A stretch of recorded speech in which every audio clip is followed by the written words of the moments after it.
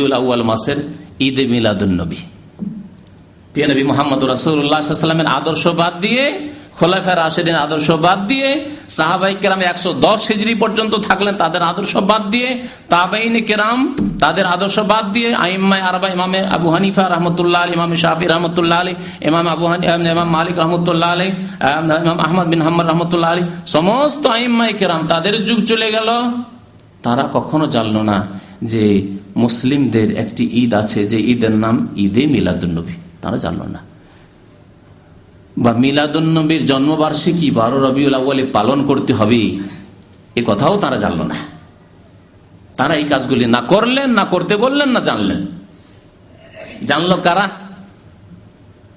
যারা জাহেল মূর্খ, খ্রিস্টানদের পাশাপাশি বাস করত মিশরে, খ্রিস্টানদেরকে দেখলো যে খ্রিস্টানরা তো বড়দিন পালন করে 25শে ডিসেম্বরে, ঈসা আলাইহিস সালামকে তারা যদি এত শ্রদ্ধা করে তো আমরা তো তার চাইতে বেশি শ্রদ্ধা করে, লাফিয়ে উঠলো জাহালতে, অজ্ঞতায়।